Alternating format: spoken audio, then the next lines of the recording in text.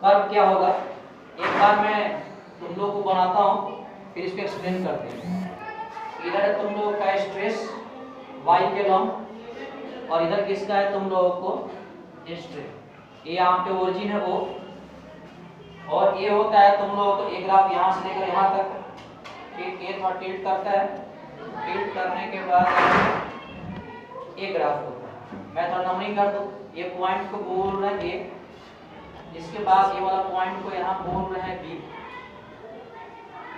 इसके बाद ये पॉइंट है तुम लोगों का डी है, और इस वाले पॉइंट को हम क्या बोल रहे हैं ई है। यहाँ तक बेसिकली क्या है, इलास्टिक लिमिट है। इलास्टिक लिमिट का मतलब क्या है कि यहाँ तक फोर्स लगाएंगे तो क्या होगा, वापस अपने ओरिजिनल पोजीशन पर आ जाएगा। एक पॉइंट आपका यहाँ मान लो थोड़ा सा सी है, ये थोड़ा सा यहाँ से क्या हो जाता है, गैप हो गया है ना, इसको मैं यहाँ पे बोल रहा हूँ ओ इंटू बोल रहे ओ डैश, और इसको बोलते हैं इस वाले परमानेंट स्ट्रेन। ये जो है तुम लोगों को क्या है, परमानेंट क्या आ गया आप लोगों को, ये स्ट्रेन आ गया। ये डी है तुम लोगों को है ना ब्रेकिंग स्ट्रेस। ये तुम लोग एक बार ग्राफ बना फिर हम एक्सप्लेन करते हैं, समझे बात को। और पॉइंट ई को बोलते हैं रप्चर पॉइंट। पॉइंट ई को हम लोग क्या बोलते हैं, रप्चर पॉइंट, समझे बात को। और इसमें कोई दिक्कत नहीं है, अब मैं तो एक्सप्लेन करता हूँ बारी बारी से है ना। ये सबको पता है इस वाले केस में कि है ना ओ से लेकर ए तक ये स्ट्रेस डायरेक्टली प्रोपोर्शनल किसका है, तुम लोगों को स्ट्रेन। स्ट्रेस इक्वल टू क्या होता है, फोर्स अपॉन एरिया। ये पर हो जाएगा तुम लोगों को डेल्टा अपॉन कितना आ जाएगा ए है ना।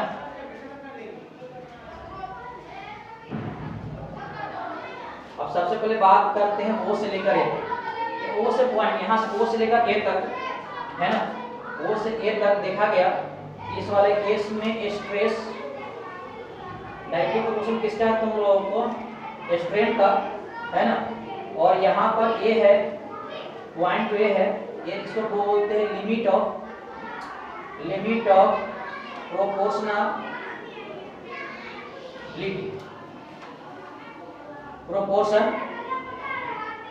आई प्रोपोर्शनलिटी, लिमिट ऑफ प्रोपोर्शनलिटी, ठीक है।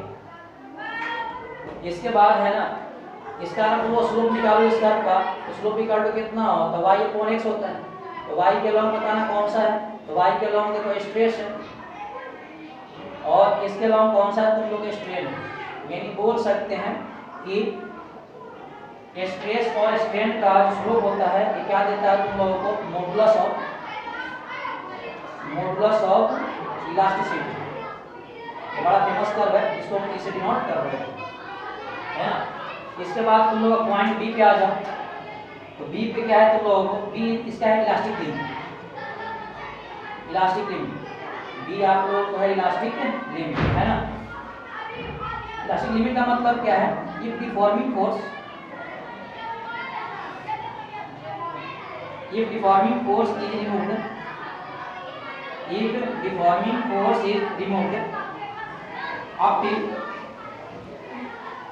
up till B, wire returns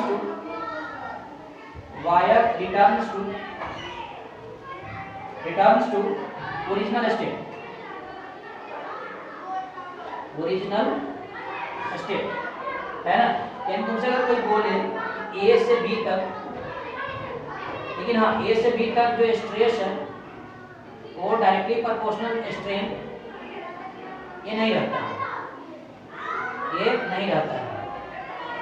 मतलब इसको तुम लोग है ना बगल क्रॉस कर देना है ना। और वो भी जो रीजन है इसको बोलते हैं इलास्टिक रीजन। वो भी जो रीजन है इसको हम लोग बोलते हैं इलास्टिक रीजन। और इसमें जो बी है,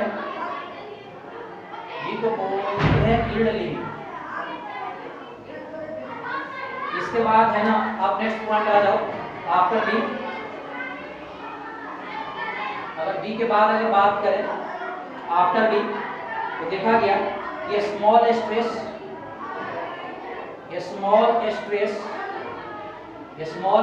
से क्या हुआ, लार्ज स्ट्रेन हुआ, और इससे क्या हुआ कि इसके अंदर इलास्टिसिटी का जो प्रॉपर्टी था वो क्या हो गया, बिल्कुल खत्म हो गया, है ना। कब, जब डिफॉर्मिंग फोर्स हटा दिए, आफ्टर डिफॉर्मिंग फोर्स रिमूवल, समझे बात को। यानी बोल सकते हो इसके बाद, है ना, इसमें क्या आ गया तुम लोग, ये तो कवर नहीं हो रहा इधर, ये इसके बाद आ गया तुम लोगों को परमानेंट स्ट्रेन आगे बोर्डिंग। इसके बाद अगर बात करें बीडी रीजन का, इस रीजन को हम बोलते हैं प्लास्टिक रीजन। इस रीजन को हम क्या बोलते हैं, प्लास्टिक रीजन, है ना। और यहाँ पे जो डी है ये क्या है तुम लोगों को, मैक्सिमम स्ट्रेस,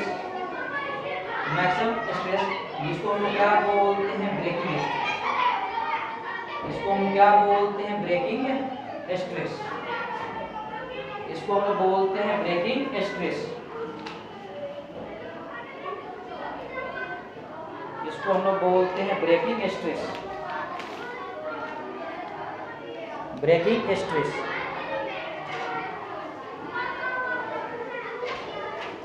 यानी ब्रेकिंग स्ट्रेस का मतलब लिख सकते हो, even after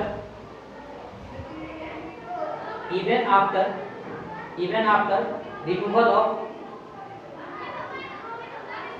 of deforming force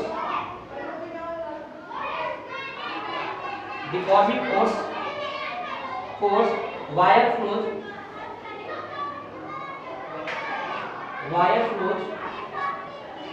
flows like liquid. समझे बात।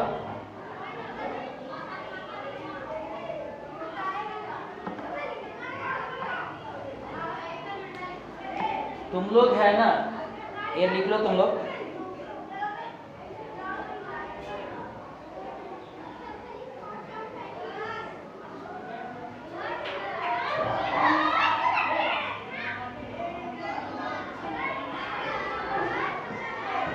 यहाँ पे लिखने के बाद एक लाइन तुम और लिख लेना, है ना, कि अगर मान लो कि डक्टाइल रीजन है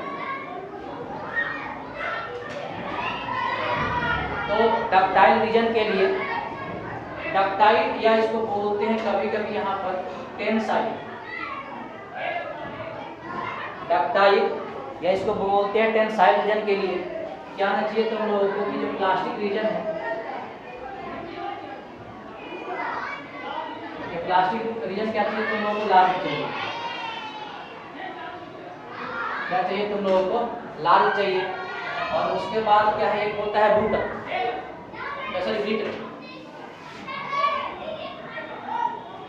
ब्रिटल रीजन के लिए जो प्लास्टिक रीजन चाहिए तो क्या चाहिए तुम लोगों को, स्मॉल। प्लास्टिक रीजन क्या चाहिए आप लोगों को, स्मॉल, है ना।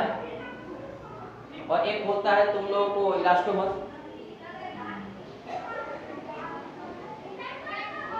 एक होता है यहाँ पे एक और पॉइंट यहाँ लास्ट में कर दो, एक होता है elastomer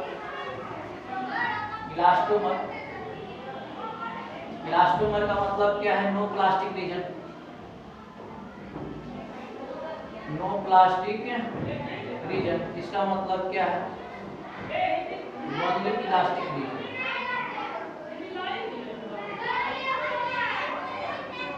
no plastic region only है elastic region, only elastic region. ये जो पूरा जो तुम लोगों का जो कंसेप्ट है ये आप लोगों को स्ट्रेस और स्ट्रेन कर्व से रिलेटेड है। समझे बात को। एक बार तुम लोग है ना कंप्लीट लिख लो, फिर है ना इसको एक्सप्लेन करते हैं।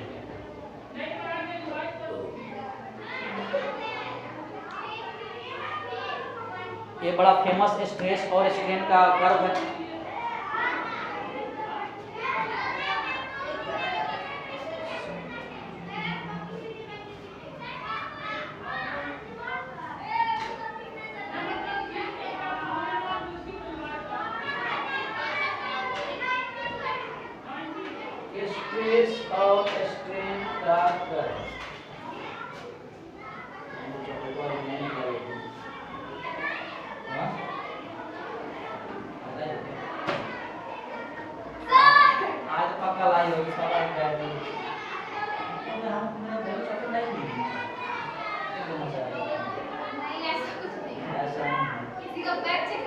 हम चेक कर रहे हैं ना, पूछ रहे थे देखिए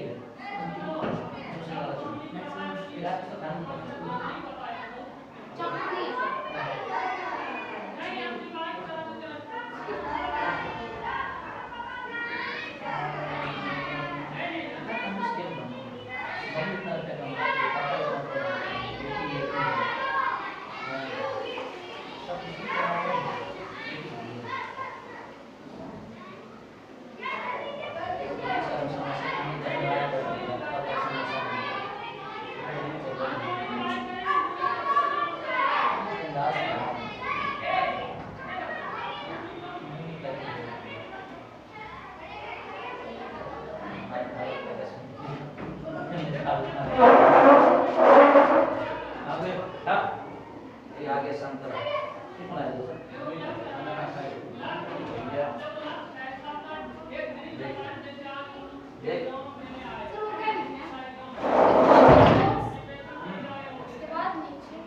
रिमूवल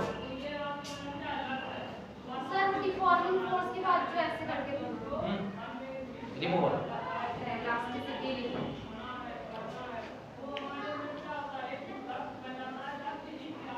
देखिए यहाँ पता है अगर तुम्हारे पास अगर मान लो बलून रहेगा ना तो इसको ऐसे करना है सामने तो ब्रेक कर देता है।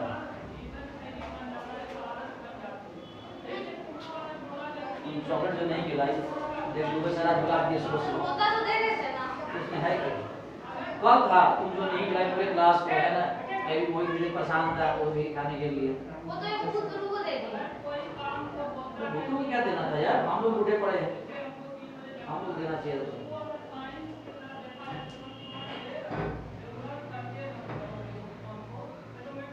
तो हमेशा बोलते हैं ना सेवा करो कॉलेज चले जाओगे ठीक है।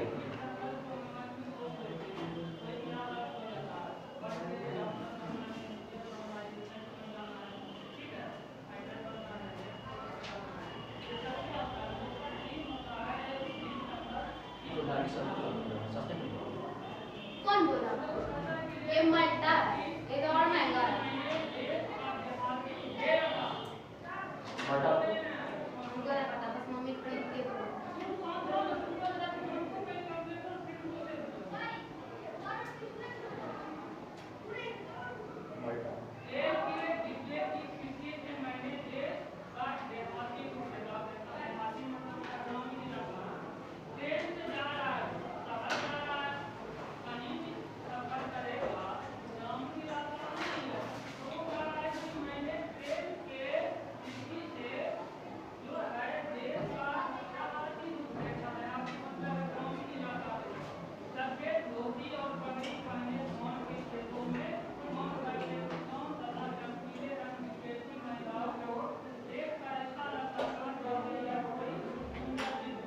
हो गया बोलो यार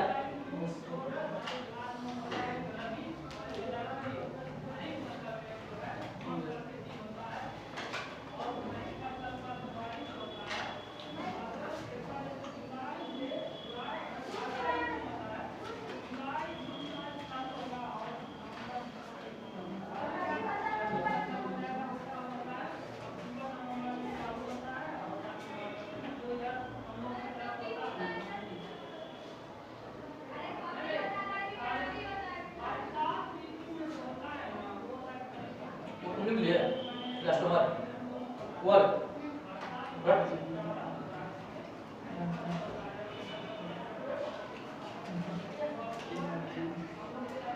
ठीक है ये तुम लोग है ना इधर देखो ये बड़ा देखो फेमस कर्व है किसका स्ट्रेस और स्ट्रेन ये क्या बोला देखो ये तुम लोग है ना थोड़ा देरी के लिए ना ऐसे एज्यूम करना तुम लोग है ना कि मान लो है ना कि अपने पास एक स्प्रिंग है ठीक इधर से फोर्स लगा रहे स्प्रिंग वाले इधर भी लगा रहे समझे तो स्टार्टिंग में ये देखा गया सबसे पहले फोर्स ए रीजन तक क्या कि इस बार देखो जितना फोर्स लगा रहे थे तो उसके प्रोपोर्शनल क्या हो रहा था इसमें लेंथ आपका एक्सपेंड कर रहा था स्प्रिंग समझ रहे बात कोई दिक्कत नहीं ना तो देखो यहाँ ये देखा गया कि O से लेकर A तक O से लेकर कहाँ तक तुम लोग A तक क्या देखा गया कि स्ट्रेस प्रोपोर्शनल किसका है, तुम लोग का स्ट्रेन का। मतलब स्ट्रेस बढ़ाते जा रहे थे और उसमें क्या हो रहा था, लंबाई में चेंज होते जा रहा था, मतलब उसे क्या था, प्रोपोर्शनल। ये तुम इसी क्लास में अगर देखोगे ना, बुक में खोलोगे, इसी को हम लोग बोलते हैं हुक्स लॉ।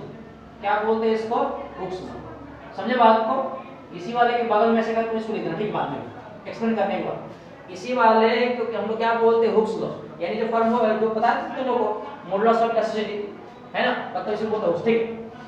अब देखो ध्यान दो, अब है ना, इसको तुम एक्सपेंड करते जाओ करते जाओ करते जाओ करते जाओ, एक जगह आया है आपका, तो ये क्या हो गया तुम लोगों को, ये तुम लोगों का पीक पॉइंट आ गया। समझे बात?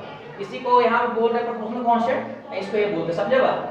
अगर तुम लोग कहीं इस ग्राफ का अगर स्लोप पूछे, तो अगर y और x का ग्राफ होता है, स्लोप कैसे निकालते हैं, y पर x निकालते हैं। अब बताओ इस तरफ y के लॉन्ग कौन सा स्ट्रेस है क्या, और x के लॉन्ग कौन सा स्ट्रेन है, तो इसका स्लोप कौन सा है, स्ट्रेस अपॉन स्ट्रेन आ गया, ठीक है। और इसी के रेशियो हम लोग क्या बोलते हैं, मॉडुलस ऑफ।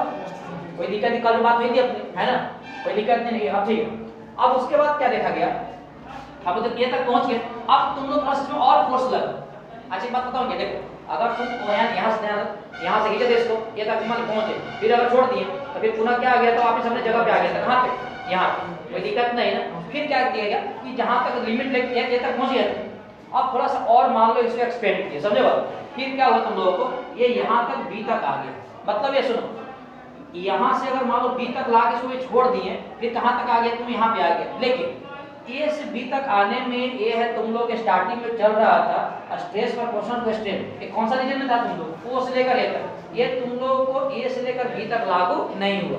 मतलब क्या हुआ कि जितना स्ट्रेस अप्लाई कर रहा था उसे करस्पॉन्डिंग यहाँ पर उसमें स्ट्रेन नहीं हो रहा था। समझे बात? फिर भी अगर बी तक अगर मान लो कि देखो डिफॉर्मिंग फोर्स हम हटा रहे थे, तब पुनः कहाँ पे आ जाता घर के आपका ए तक। वही देखो यहाँ बात लिखा हुआ है, ये डिफॉर्मिंग फोर्स पॉइंट बी पे हटा रहे थे, है ना, तो उसके बाद रिमूव कहाँ पे आ रहा था तुम लोगों को, ओरिजिनल स्टेट पे। समझे बात? लेकिन यहाँ से यहाँ तक स्ट्रेस प्रोपोर्शनल आपका स्ट्रेन नहीं है, ये लिमिट आपका यहीं से यहीं तक है, कोई दिक्कत नहीं है। तो इसलिए यहाँ बी को हम लोग क्या बोलते हैं, इलास्टिक लिमिट। इलास्टिक लिमिट का मतलब क्या है कि इसके बाद तुम जैसी बी के तुम अगर क्रॉस करोगे, इसमें इलास्टिसिटी का प्रॉपर्टी, समझ रहे हो? ठीक है। और इसलिए ओबी को हम लोग क्या बोल रहे हैं, इलास्टिक रीजन। मतलब ओ से लेकर बी तक क्या बोल रहे हैं, इलास्टिक रीजन। मतलब यहाँ पर डिफरेंस अप्लाई करें, छोड़ देंगे तो वहां तक आ जाएगा, ठीक है। इसके बाद है ना हम लोग बात कब करते हैं, आफ्टर बी का। तो आफ्टर बी में क्या देखें, ध्यान दो, बी के बाद अगर ए रीजन शुरू हो गया क्या, तो बी के बाद ए दे रहे हैं ना, तो बी के बाद ए ठीक है कि अगर स्मॉल स्ट्रेस भी दे रहा है तो उसमें क्या हो रहा है, लार्ज स्ट्रेन हो रहा है। मतलब क्या, ध्यान सुनो, अगर थोड़ा सा लेकर स्ट्रेस में बढ़ रहा है, यहाँ से लेकर यहाँ तक, अरे यहाँ पे स्ट्रेस है, ऐसे नीचे वाला भी है, लेकिन स्ट्रेस देखो कितना चेंजिंग आ गया। समझ रहे हो?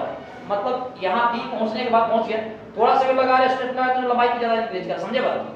देखा हो तुम लोग, है ना, कि प्लास्टिक के तार को तुम है ना, मतलब पतली तार वगैरह प्लास्टिक के सुबह से तुम घिसा तुम शुरू करो, एक समय के बाद अगर मान लो प्लास्टिक पतला हो गया तो थोड़ा फोर्स लगा तो उसमें ज्यादा लंबाई बढ़ जाती है। देखा हो तुम लोग प्लास्टिक का तार, देखो मान लो पीक पॉइंट पहुंच गए और थोड़ा तुम फोर्स अप्लाई करो तो और तेज बढ़ना शुरू हो जाता है। समझे बात? नहीं, पतला होने के बाद तेज फैलने लगता है। लेकिन वही बात बहुत बोल रहा है तुम लोगों को कि थोड़ा सा स्मॉल अगर स्ट्रेस भी दे रहे हैं तो उसमें क्या हो रहा है, तुम लोग को लार्ज स्ट्रेन हो रहा है। घर में सब्जी जो आती है ना, तुम पॉलिथीन में तुम खींच के देखना, अगर पतला हो गया ना तो तुम ऐसे करो और लंबाई बढ़ते जाता है। वही बात यहाँ बोल रहा हूँ कि बी के बाद क्या है, थोड़ा सा फोर्स अप्लाई के बाद इसमें लंबाई क्या हो रहा है, चेंज हो रहा है ना। एक बात और देखा गया कि लेकिन हाँ, अगर उसके बाद देखो डिफॉर्मिंग हटा भी देते हैं तो क्या होता है, उसमें लंबाई में आपका कंटिन्यूस आपका चेंज होना है। समझे बात? उसके बाद ये देखा गया कि है ना, मतलब यहाँ से यहाँ में आने के बाद उसमें अगर देखो डिफॉर्मिंग को हटा भी दी है ना, फिर भी क्या है, वो आपका अपने ओरिजिनल पोजीशन पे नहीं आ रहा। मतलब उसमें क्या हो जाएगा, तुम लोग परमानेंट स्ट्रेन आ जाएगा। ये तुम प्लास्टिक के वायर को है ना, तुम तेज रखिए से छोड़ दो, क्या आपने ओरिजिनल साइड पे आता है क्या, नहीं आता है। क्यों? उसमें हमेशा के लिए स्ट्रेन आ गया। समझे बात? देखो हमेशा के लिए स्ट्रेन आने का मतलब ये है कि इसके अंदर जो इलास्टिसिटी का जो प्रॉपर्टी वगैरह क्या खत्म हो गया।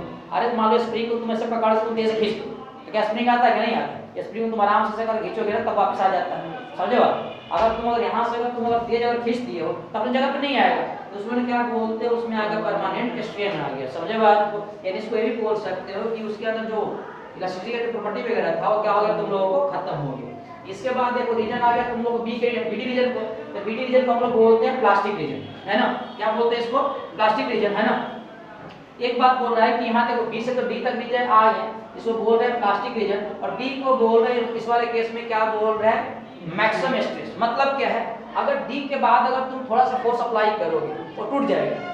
ब्रेकिंग स्ट्रेस का मतलब क्या है, होता है एक लिमिट होता है, कैपेसिटी होता है किसी चीज के रहने का, तो ये डी गैस तुम लोग क्या है आपका मैक्सिमम है, समझे बात। इसके बाद तुम ई का जो रीजन है वही बोल रहा है तुम लोगों को even after inward deforming force wire flows like wire, मतलब इसको छोड़ भी देते हैं तो तेजी से क्या होता है उसका शेप एंड साइज क्या करता है चेंज करते रहता है, समझ रहे बात। एक बात मुझे और बताना तुम लोगों को, ये देखो किसी मटेरियल में क्या है कि एक देखो रीजन होता है डक्टाइल होता है और क्या होता है तुम लोगों को टेंसाइल। ये डक्टाइल का मतलब क्या है ना उसको तुम कितना पतले पर तुम खींच सकते हो, जैसे तुम्हारा है केमिस्ट्री वर्ष में बताया कि मेटल के पास जो प्रॉपर्टी होता है वो डक्टाइल होता है ना। नहीं डक्टाइल का मतलब क्या है उसको पतली का तुम बना सकते हो फिट कर, समझे बात को। ऐसे मान लो एल्युमिनियम का टायर वगैरह है ना, तो उसको तीर के बोल के तेज कर सकते हैं, दूर तक ले जा सकते, समझे बात। ये जो प्रॉपर्टी वगैरह होता है इसको क्या बोलते हैं डक्टाइल रीजन। और डक्टाइल जो प्रॉपर्टी है मेनली देखो लगता है तुम लोगों को प्लास्टिक रीजन में, कि प्लास्टिक क्या है ना मैक्सिमम रिलेटेड तुम कर सकते हो, समझे बात। यानी बोल सकते हैं है ना जिसका देखो प्लास्टिक रीजन ज्यादा रहेगा उतना ही क्या रहेगा तुम लोगों को डक्टाइल रहेगा। अरे डक्टाइल का मतलब वही जिसका लंबाई आराम से है ना करके तो बढ़ाते रहे उससे, है ना। और मान लो है ना कि जिसका देखो प्लास्टिक जो स्मॉल रहेगा उसको बोलते हैं ब्रिटल। ये ब्रिटल का मतलब क्या है यदि आपका हैंड टूट जाए, समझ रहे हो। ब्रिटल का मतलब क्या है कि जल्दी टूट जाए। अब देखो एक देखो प्लास्टिक है ना, एक देखो प्लास्टिक चेयर भी आती है और एक अपन है प्लास्टिक सब्जी में जो पॉलिथीन भी आती है। अब तुमसे अगर कोई पूछेगा तो देखो जो पॉलिथीन होती है उसमें मेनली आपका कौन सा रहता है, तुम आपका डक्टाइल रहता है, उसमें आराम से तुम बढ़ा सकते हो डक्टाइल के है ना, इलोंगेट कर सकते हो है ना, मतलब स्ट्रेन ला सकते हो। लेकिन ये ब्रिटल वाले में क्या उसमें प्लास्टिक बहुत कम रहता है, वो जैसे मान लो ऊपर से टूट जाएगा प्लास्टिक की चेयर वगैरह, समझ रहे हो बात। यानी मतलब ये है कि जिसका तो प्लास्टिक स्मॉल रहेगा वो कौन सा होगा तुम लोग ब्रिटल, और जिसका ज्यादा रहेगा कौन सा रहेगा तुम लोग को टेंसाइल, मतलब ज्यादा इसमें है ना हम लोग स्ट्रेन पैदा कर सकते हैं। एक इसमें प्रॉपर्टी होता है इलास्टोमर का। इलास्टोमर का मतलब क्या है जिसमें आपका कोई प्लास्टिक रीजन नहीं है। आप बता जो प्लास्टिक रीजन नहीं होगा तो केवल कौन सा रीजन रहेगा तुम लोग। तो देखो यही ग्राफ था तुम लोगों को किसका, स्ट्रेस और स्ट्रेन का, समझे बात को। एक इसी वाले कंसेप्ट का क्वेश्चन पूछा था जेई ने, लेकिन जेई पता क्या किया था। अब हम लोग क्या है कि जितना तुम लोग अगर बुक देखोगे ना तो स्लोप रहता है स्ट्रेस और स्ट्रेन का रहता, समझे बात। जेई वाले उल्टा कर दिया था, स्ट्रेन और किसे कर दिया था स्ट्रेस का, समझे बात। एक क्वेश्चन करते हैं और फिर समझते हैं कि इस क्वेश्चन का आंसर वगैरह क्या आएगा। पर क्या लास्ट क्वेश्चन प्रिंस है क्या, हाँ तुम्हारे पुराने प्यार अनुप्रिया कितने नंबर आए थे हिंदी में बात कर लो। प्रिंस सब बोल रहे हैं कि हम आज तक नहीं भूल पाए हैं इन सारे बच्चों को। अक्षर जो और प्रिंस वगैरह जो मुझे छेड़ा है पत्थर मारा है पीछे बैठ कर, तो सब मारता हमको, वही दोनों नहीं मारता, हम खुद मारते। कैसे कैसे बच्चे आजकल हैं यार, मेरे सामने बोल रही है खुद मारे तो तुम मेरे को मारे हुए फिर तो। अब कोई और टीचर आते बोलेगा क्यों सर खुद मारे कैसे कैसे सबका टाका फोटो था उनको पता ही नहीं चलता था कि कैसे। अरे भैया एक क्वेश्चन है यही का क्वेश्चन क्या है, ये कर्व है, एक कर्व है तुम लोगों को, ये दिया है स्ट्रेन और स्ट्रेस का कर्व है। मतलब जेई वाले ने देखो उल्टा कर दिया था, ये कर्व कुछ ऐसा था और ये कुछ कर्व ऐसा था। ये वाला पॉइंट था P और ये वाला पॉइंट कौन सा था Q, समझे बात को। अब इसमें से तुम लोग बताना सही कौन सा ऑप्शन करेक्ट होगा। मोर देन वन चॉइस वाले हैं। ऑप्शन ए P had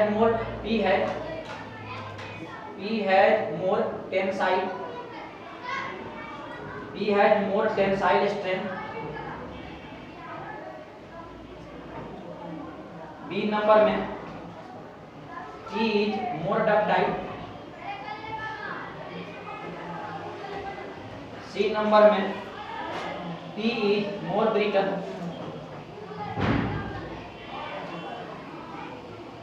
और D नंबर में gamma of P is more than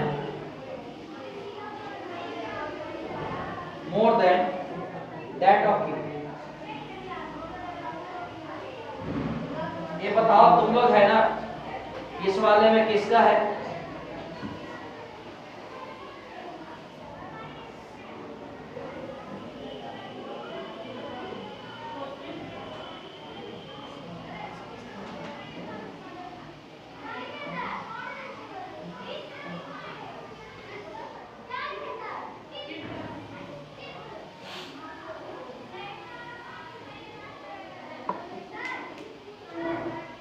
ये बताओ इस वाले क्वेश्चन में कौन सही होगा? ये क्वेश्चन जेई का है, एडवांस क्वेश्चन है, बड़ा है ना, बच्चा पढ़ के जाता है कि सर स्ट्रेस और स्ट्रेन का आ जाएगा क्वेश्चन, उल्टा कर दिया, स्ट्रेन और किसे कर दिया, स्ट्रेस कर दिया। मतलब जहां बच्चा सोचना बंद करता है जेई वाला वही शुरू करता है। तो बोल रहा है कि इन पांचों में से, चारों में से मोर देन वन चॉइस और क्वेश्चन है, कौन सही होगा और कौन गलत होगा?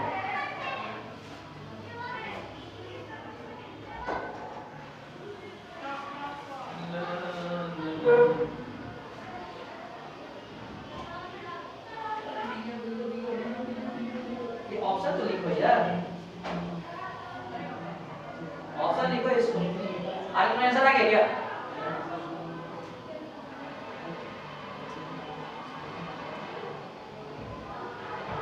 ऐसा मत दिखो, क्वेश्चन ही गलत लिखिए। ठीक है, तुम ग्राफ देखो, कहाँ पकड़ लड़की है तुम्हारे घर में नहीं पकड़ सही तो बना है। सही बनेगा। आप देखो तो पीपी वाली ग्राफ देखो तुम, अरे ग्राफ गलत है, यहाँ से कर रखिए, ऐसे भी ऐसे गया है, क्या पकड़ तब की ग्राफ ही गलत है यार इसका। ये देवी तुम्हारे नाम किधर है? तो बच्चा देखेगा बोले सब में गलत आए हैं, मार करवाएंगे किसी लिए, समझेगा?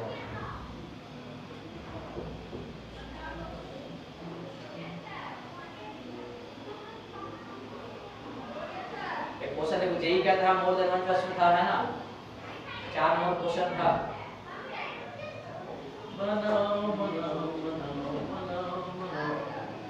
Option B.